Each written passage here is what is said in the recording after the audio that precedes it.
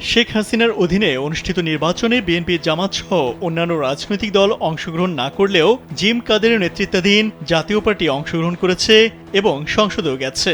গণ অভ্যুত্থানে হাসিনার পতনের পর রাষ্ট্র সংস্কারে অন্তর্বর্তী সরকারের সঙ্গে রাজনৈতিক দলগুলোর সংলাপ শুরু হয়, কিন্তু চতুর্থ ধাপে এই সংলাপে জাতীয় পার্টিকে আমন্ত্রণ জানানো হয়নি। কারণ হিসেবে প্রধান উপদেষ্টা ডক্টর মোহাম্মদ ইউনূসের বিশেষ সহকারী মাহফুজ আলম বলেন, জাতীয় পার্টি আওয়ামী লীগের ফ্যাসিজমের নীরব সমর্থন করে গেছে। তারা অবৈধ নির্বাচনে অংশ নিয়ে সেগুলোর বৈধতাও দিয়েছে, এজন্য জাতীয় পার্টিকে সংলাপে রাখা হয়নি।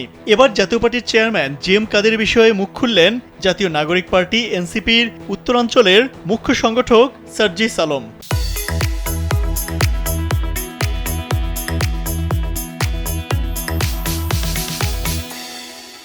একই সঙ্গে জাপা চেয়ারম্যান জিএম কাদের এখনো বাইরে কিভাবে সেই প্রশ্নও তুলেছেন তিনি।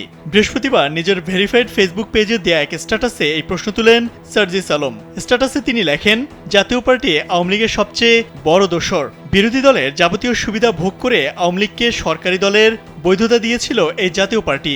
সার্জিস আরও লেখেন, প্রত্যেক ইলেকশনের আগে অবৈধ সরকারি দলের বিরোধিতার নামে ভণ্ডামি করত। তারপর নির্বাচনের ঠিক কয়েকদিন আগে জিএম কাদের ভারতে গিয়ে নেগোসিয়েশন করে ডামি বিরোধী দল সেজে বসে থাকত। তিনি লেখেন, সেই জিএম কাদের এখনো বাইরে কিভাবে? সরকারকে ধাক্কা না দিলে কি কাজ হয় না, নাকি প্রত্যেকটা কাজের জন্য ছাত্র জনতাকে নতুন করে মাঠে নামতে হবে?